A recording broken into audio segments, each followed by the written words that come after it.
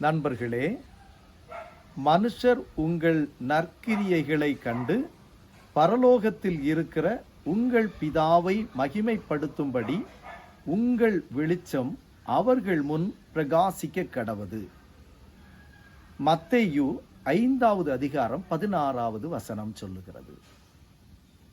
ஞானி ஒருவரை பார்ப்பதற்காக ஞானியினுடைய இல்லத்திற்கு சென்றிருந்தார் கண் பார்வையற்ற ஒரு மனிதர். அநேக காரியங்களை பேசி பேசி இரவாகிவிட்டது. இந்த கண் பார்வையற்ற மனிதருக்கு வீட்டுக்கு செல்ல வேண்டும். அவர் இல்லம் செல்லுவதற்கு ஆயத்தப்படும் போது ஞானி அவருடைய கரங்களிலே கை விளக்கு ஒன்றை கொடுத்து, இதை கையிலே ஏந்தி செல்லுங்கள் என்று சொன்னார்.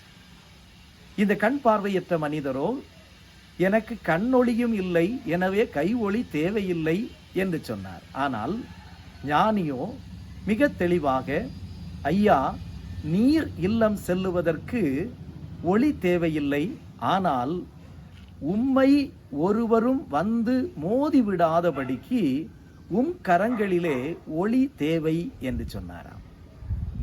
இந்த மனிதருடைய வார்த்தைக்கு ஏற்ப இந்த அருமையான கண்ணொளி இழந்த மனிதர் கரங்களிலே விளக்கு இருக்கிறது என்று சொல்லி வேகமாக சென்று கொண்டிருந்தார்.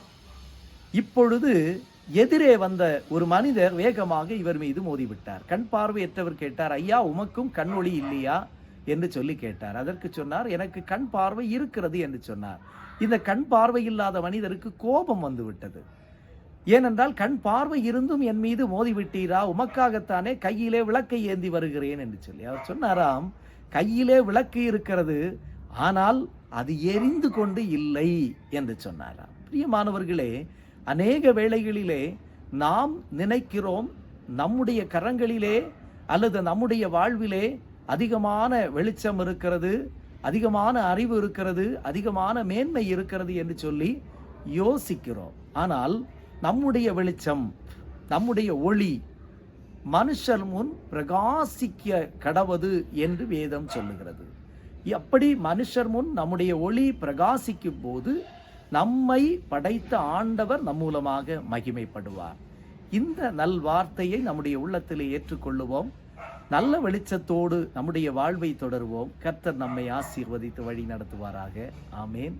God bless you.